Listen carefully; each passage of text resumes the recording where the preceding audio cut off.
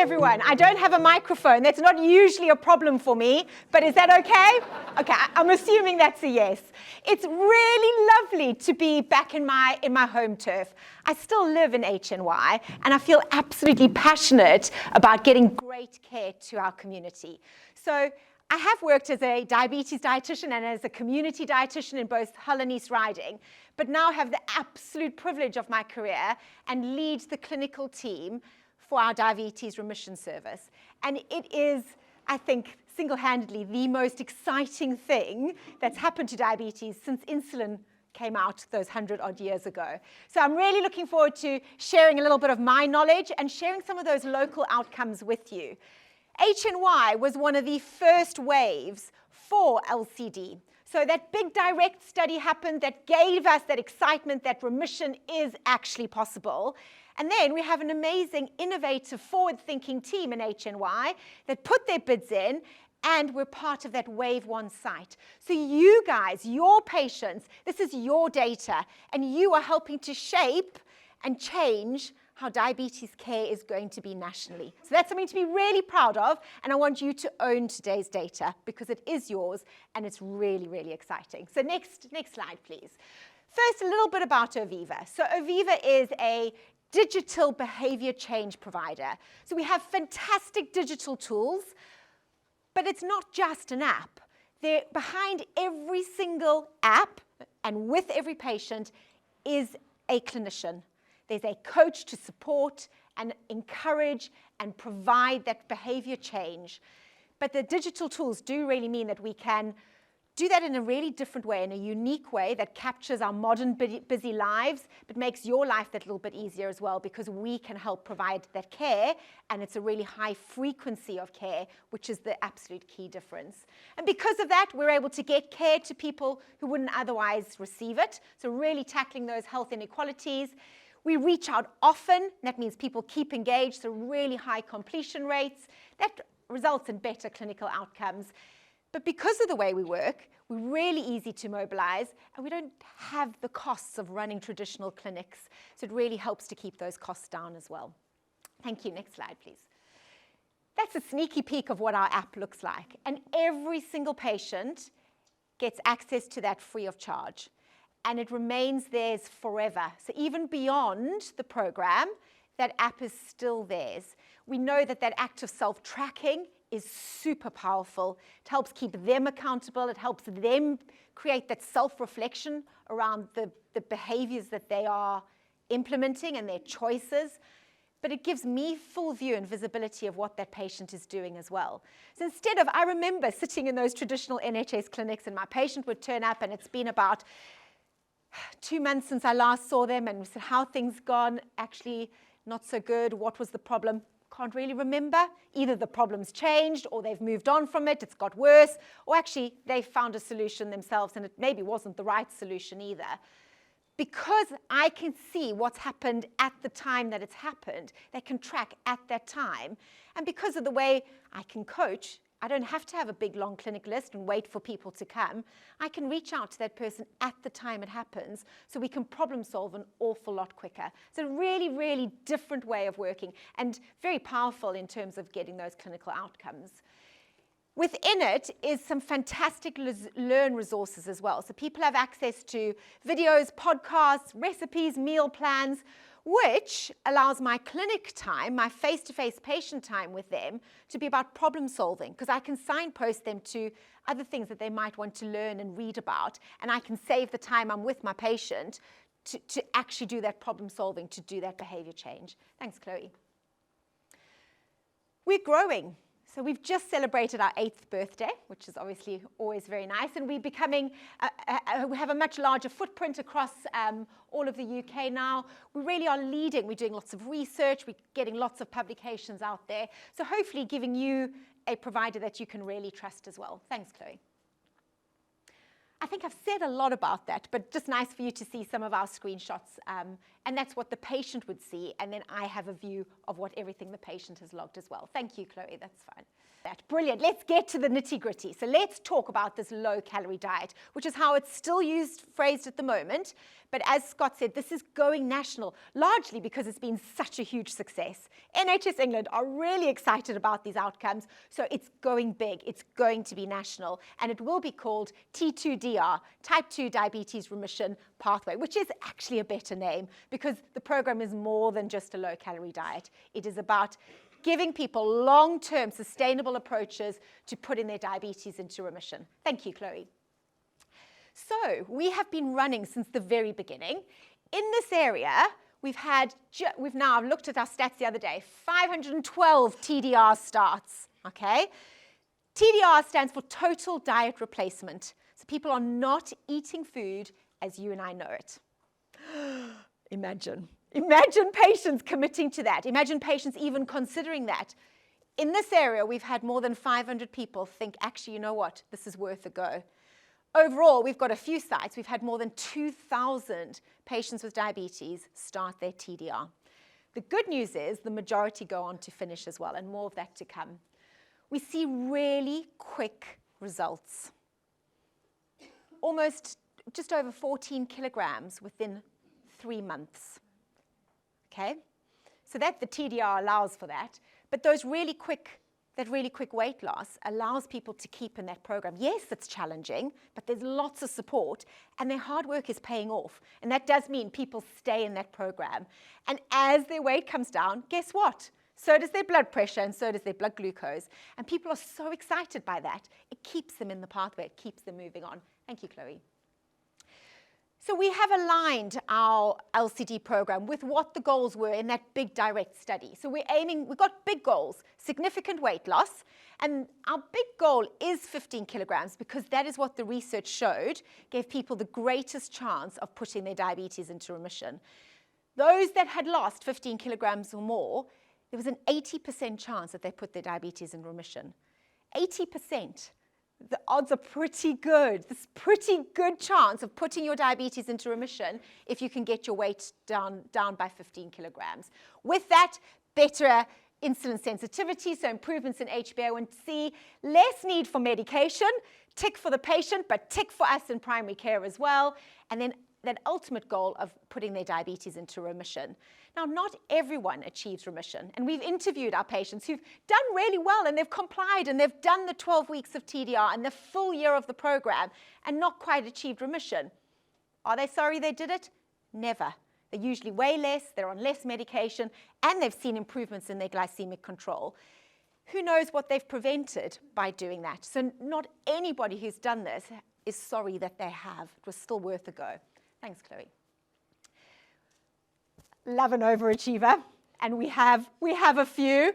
This is someone in your area. It could be one of your patients. They've lost nearly 52 kilograms in weight. That's almost one of me. Lost an entire person. Wow, absolutely, absolutely. It's really exciting. Thank you.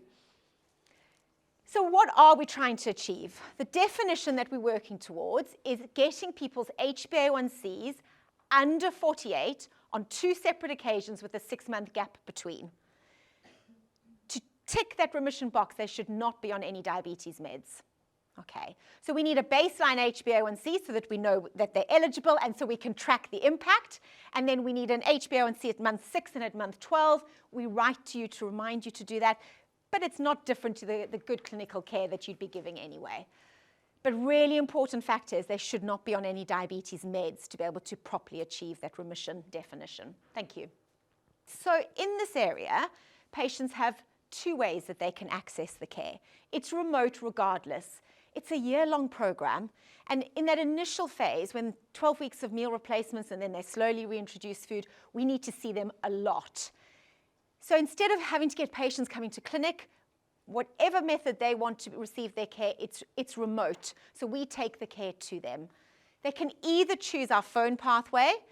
The majority, however, choose our digital pathway. So where they are recording on the app, they do have a phone call to get them started, but otherwise all their support and coaching is via the app. It means for our shift workers, if they want to log their meal at midnight, they can. If they want to ask a question at 2 in the morning, they can. When I then log in the next morning, 10 o'clock, might do some coaching, support that patient, answer their questions. They'll be asleep, but they can have a look at when when it's right for them. Equally, they can refer back to all of that as well. So the next time that comes up, they think, actually, what did Karen say? And they can go and have a look and reflect back. It's a great way to get care to people, especially those that wouldn't usually take up this kind of offering. Thank you. So TDR, total diet replacement, 12 weeks of not eating. It teaches so much. It gives people great structure, but it gives them headspace. It creates an opportunity to reflect on their relationship with food. And I don't know if anyone in the room has ever tried losing weight or even just making some dietary changes. It's exhausting. Yes? It is. You're constantly making decisions, and that constant decision making is very wearing. The day that you commit to doing your TDR, your decisions are made. And that gives so much headspace, a chance to build a new relationship with food, understand when food appears where actually they're not hungry. It's because they were stressed. It's because they were sad. It was because they were happy. It was because the TV was on. We break all those habits. And because there's coaching to go with it, we can really slowly start to rebuild their relationship with food. And it's a game changer. Thank you, Chloe. Right, so this is where we are at locally. Just glance at that graph on your right. That is the weight loss, okay, which is very exciting. We've had nearly 700 referrals that we've accepted. More than 500 patients now have started on TDR. And look at the completion rate. Now, some of those people are still doing TDR, so it's not that they've necessarily dropped off. 415, for those at the back that maybe can't see, have completed TDR, and some are still in it. So of those that start, the majority go on to finish because they do so well. Average weight loss after 3 months is about 13%. And then this isn't a quick fix because there's the support, because we're properly challenging their way. We're giving them a new way of living. Weight loss at 6 months is also 13%. So we're keeping that weight off. Final weight loss at the moment at month 12 is about 11%. So we do see a slight increase. We build that weight regain into the program. It's a normal part of managing weight. We actually offer people the opportunity to do a 4-week refocus if they've noticed they've gained 2 kilograms or more. We don't see that as a sign of failure. We see that very much as part of the program. So if you've gained a bit of weight, let's do something about it. But let's do something about it when it's only a 2 kilogram weight gain rather than 10 kilograms, when it's now overwhelming, and where do we even start? So it's part of the program. So we're giving people the long-term approach to managing their weight and teaching them how to do that themselves as well. Thank you.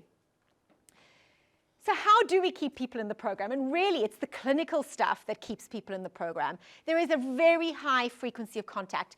Because of the app, it means I can reach out to my patients 3 times a week. There is no other way you could offer that much contact to somebody. So that high frequency of contact really keeps them in the program.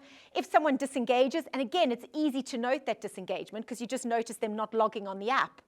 We reach out. We proactively get them back involved. If anyone misses an appointment, we actually DNA chase 3 times. So we don't just let people slide. We want to keep them in the program. But the clinical outcomes are what keeping them there. Now, this first graph on your left, because I know it's probably small at the back, is blood glucose. And then the one on the right is blood pressure, your systolic and your diastolic. These patients have made huge adjustments to their medication on the day that they start TDR. So they have often stopped all meds. And look at what happens to their blood glucose and their blood pressure. Despite being on no meds or far less meds, we still see really, really good outcomes on their blood pressure and blood glucose. And that's lovely for patients. They don't want to, they say to me, I rattle around, I don't want to take all these meds. So to be able to stop these meds instantly, rather than having to wait to then stop the meds, is another real key factor in them staying in the program. Thank you, Chloe. So there is still time to refer, but not a lot. So we've been running since September 2020. You have until the end of May. We have to have received your referrals because then this contract closes and then there's going to be the national work. So we want your patients. We want to be able to offer this amazing opportunity to even more people, and we still have space. There's absolutely no limit. So don't worry about, am I going to cap my limit? How many places do I have? Refer, refer, refer. We have no waiting list either. We reach out to your patient. I think it's 6 hours is our average. Once we receive that referral, we're on it because, like my colleague said, while someone's keen, we want to offer this care and strike while things are hot. We've had 99 practices in this area who have actually referred to LCD. Our winning referral number from one practice at the minute is 90. But I'm going to challenge you all to beat that because I suspect you can. And your patients deserve this. It's a really, really fantastic opportunity for them. But we do need your referrals by the end of May, please. We have a fantastic resource. One of our clinical psychologists at Oviva ran a webinar called Conversations Inviting Change. It helps discuss this. It helps to know how to approach the subject with patients because it's difficult to talk about weight. So if anyone would like a copy of that sent to them, please come and see myself or Jen. We are around over lunchtime. Give us your details and we'll be happy to share that with you. Thank you. I'm not going to go through this in a lot of detail, but I need to do some because you're going to be tested on this shortly. The eligibility criteria is tight. It's mandated by NHS England. So I have no freedom to kind of jiggle any of it. But it is there to ensure safety for the patient, and it is there to try and really increase chances of remission. So, for example, we need aged between 18 and 65. Okay, there's a lot of commitment here, and it's 800-calorie diet for 12 weeks. It's maybe not appropriate to do it in an 80-year-old. Equally, they need their diagnosis within the last 6 years because we want some pancreatic function. We want to be able to really increase chances of remission. In terms of BMI, our lower BMI for Caucasians is 27. That's adjusted to 25 in a non-Caucasian population. We're expecting big weight loss, so we need people to lose weight, really. Some HbA1c criteria to bear in mind. So if they're on diabetes meds, HbA1c needs to be 43 to 87. If they're not on diabetes meds, 48 to 87. And that's linked to that definition of remission. If their HbA1c is already under 48 and they're not on any diabetes meds, they're doing well. They're on the way to remission already, so save the place for somebody else. I think that's good. Thank you, Chloe. So some exclusion that you need to be aware of. We cannot accept anyone on insulin at this stage. If someone's pregnant, planning a pregnancy, breastfeeding, they're only going to consume 800 calories. It's just not appropriate to do this with them. Equally, if there's some other recent physical comorbidities that just makes it not appropriate. So for example, active cancer, heart failure, something like that. A few things to draw attention to. We cannot accept active liver disease except if it's non-alcoholic fatty liver. Then we can accept. If someone has not had a recent retinal screen, we know that service was badly impacted by COVID. If someone has not been to their last retinal screen when it was last offered, we cannot accept. We see a quick drop in HbA1c and we don't want to make anything worse there. If that last offering was 2 years ago and they went, that's fine. But if they were offered it a year ago and they didn't go, unfortunately, we can't, none of us can take that risk. Get them to go. It's good motivation to get them to go to have their retinal screen, and then by all means refer. If it's a new diagnosis, we're going to trust your systems. You're going to refer them to retinal screening because they're newly diagnosed. Feel free to refer on to us. Just make sure we know it's a new diagnosis, and our referral form allows that. Thank you. So there are 2 ways you can refer, and I hope I've got you excited thinking, yes, we need to get more patients onto this. So you'll have those patients that are coming into clinic with you because they're coming for their annual reviews, they're coming because they're newly diagnosed. By all means, please refer them. The problem with that is that usually you've got so much else to cover in that clinic that there isn't enough time to explore this amazing opportunity. Also, we have our own preconceived ideas. We don't always know all the eligibility of that particular patient at that time. So there is another way, and I have already spoken to some people about a great way to do this, and it's just allocating a little bit of time to run some searches. And there are searches built, and Tom is going to talk you through quite a lot of this to try and really see if we can increase referrals into this service. Running those searches means that you have a list of patients.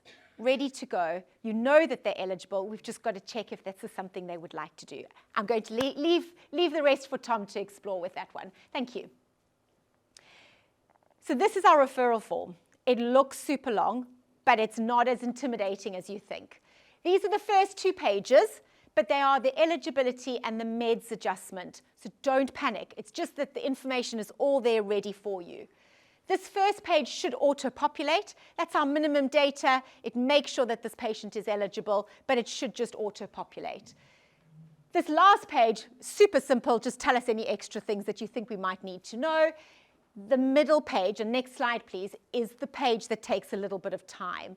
But this will make sure that you are making a good referral and one that then doesn't bounce back and we need lots more information. There are medication changes that have to be made on that first day of starting TDR. And that responsibility lies in primary care. So you can see there are 3 medications highlighted in orange that must be stopped. Our sulfonylureas and our glinides cause hypos. People will only be consuming 800 calories. They're only eating about 80 grams of carbohydrate for the entire day. If they stayed on this gliclazide, they would end up having hypos all day long. Not safe. Also, the way you treat hypos is with calories. Not fair on a poor patient who's trying desperately to stick to this and lose weight. So please, we have to stop those. It's not safe. We cannot enroll them if they remain on those. So in the referral form, we're trying to force you to know what to do. So we've put there, must be stopped. Your SGLT2s, there is a ketone risk there. A small one, but there is a ketone risk. Add an 800-calorie diet into that, there is another small ketone risk. So the 2 together, that risk just becomes that little bit too high and it's not worth it. So they also need to be stopped. Other than that, there is a little bit of clinical judgment, but there is clear guidance from NHS England. If someone is on less than 3 diabetes meds, stop everything. If they're on 3 or more, keep them on 1, but stop everything else. And that 1 should be metformin, preferably, unless that metformin is contraindicated, in which case keep them on something that's not marked in orange, must be stopped. With your blood pressure meds, there's a lot more clinical freedom. And I know it's scary stopping blood pressure meds, so if you feel nervous, that's fine. Every patient on any antihypertensives will be sent a blood pressure monitor by us. We monitor their blood pressure every single week, so we will liaise back with you. The only thing I will say about blood pressure is their blood pressure tends to drop quickly. They're on 800 calories, they're losing weight fast, they aren't consuming the sodium they usually eat. If their blood pressure's in their boots, they feel rubbish, and that might affect their compliance. So we do want to make sure that these people don't feel rubbish. Thank you. I've covered that. So this is on your referral form, just so that you feel, if you're feeling panicked, I don't know how to do this, it is on the referral. Thank you. So a few case studies. So if Mr. A was on metformin, and that was it, stop. Mrs. B is on metformin, gliclazide, and sitagliptin. You could keep them on sitagliptin, but the guidance says they're on 3, so stop everything except 1, and that 1 should be metformin. So let's keep them on metformin. Mrs. C is on gliclazide, dapagliflozin, and linagliptin. So we need to keep them on 1, and metformin doesn't seem to be an option. We have to stop gliclazide and dapa, so let's keep them on linagliptin. Mr. D is a little more complex, perhaps. Glimepiride and canagliflozin both have to be stopped. GLP-1s are not contraindicated, but they're expensive, they're invasive, and they're doing what we're trying to do. So they're trying to reevaluate their appetite, their relationship with food. So if swapping them onto something like a linagliptin or a metformin is an option, great. But if you don't want to, that's fine. It's not contraindicated. We can safely do TDR alongside GLP-1, but you might just want to think about it. Okay, thank you. In terms of antihypertensives, if blood pressure is uncontrolled, do nothing. Trust that we're going to monitor. We will let you know if anything is out of range. And we do tend to see it drop, and we will let you know, and then you can make some adjustments. If their blood pressure is quite stable, the suggestion is to make 1 change. And the change that you would make, NHS England suggests, is in line with NICE. And what NICE suggests is adding, whatever was added in last is what you would stop first. If the antihypertensive is prescribed for a reason other than blood pressure, heart failure, renal, migraines, keep them on it. And we'll still monitor them, and we'll let you know if we need to make some adjustments. Okay, thank you.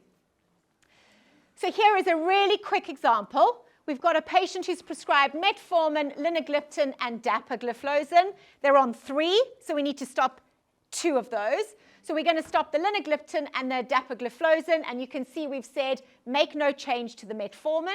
This patient's on furosemide, and we are going to reduce the dose, so we've ticked new prescription and put the newer dose. We've tried to make the form really simple. There was an older form which didn't look like this, so hopefully these newer ones are in your system, which really do guide you through the process. But the prescribing responsibility is yours, and we can't enroll the patient unless we've got all this detail. Thank you. Please go and visit our website. We have amazing resources for you as healthcare professionals, but there's some really good patient-facing stuff as well. So if you're thinking, I don't know how to convince my patient to do this, feel free to direct them to our website, because it does that. Some really, really powerful things, great case studies, some before and after pictures. So hopefully that website might help make that job a bit easier. But lots of training for you as well, including some of what we've talked about today if you want to refer to it. Thank you. So it's a lot, and you might dedicate an afternoon because you want to run your searches and see how many patients are eligible. And then from that list, you might find that actually it's only a third, only a half. What about the other patients? You can always refer those patients who would benefit a lot from getting some kind of other diabetes support. TDR, a year-long program, is not for everyone. So don't feel like your work has not gone to use. You can always refer them to Oviva's Diabetes Structured Education. Thank you. Which is a 12-week program as opposed to the year-long, the 12-month LCD program. But we get good clinical outcomes. It's aimed at giving people knowledge and skills to be able to go and live well with their diabetes. We see good weight loss, 3.7 kilograms, in just 12 weeks, so it's pretty good. We see improvements in glycemic control and really good uptake. Again, because we're taking the care to them. We're using the tech to reach out to them. Thank you. Exactly the same delivery methods, so either phone or digital, depending on what's better for our patients. Thank you, Chloe. We have seen a really good attendance rate, 70%. And of those that have attended, we've seen an 82% completion rate. And again, the longer we can keep people in the pathway, the better they do. So these are really good stats when you look at the national averages for diabetes education. Thank you. So we're seeing far more men than we would usually see. Really appeals to people of working age because they can have evening appointments, weekend appointments. So we really do manage to reach people who otherwise don't attend these things. And I know our population isn't very ethnically diverse, but we really do appeal to those that wouldn't want to go and sit in those traditional group education type sessions. So we really do reach far more people than we would otherwise. Thank you. I think those numbers speak for themselves, so I think we can move on in the interest of time. Thank you. The referral criteria for DSE, Diabetes Structured Education, is much simpler than LCD. Basically, you need to be living in the area, you need to be an adult, and you need to have a confirmed diagnosis of type 2 diabetes. There are some obvious exclusion criteria. So, for example, if you've got type 1, this isn't a service for them. But otherwise, it's a much, much simpler referral process. Thank you. And I think I am about ready to hand over to Tom, who's going to come and work some magic with you all.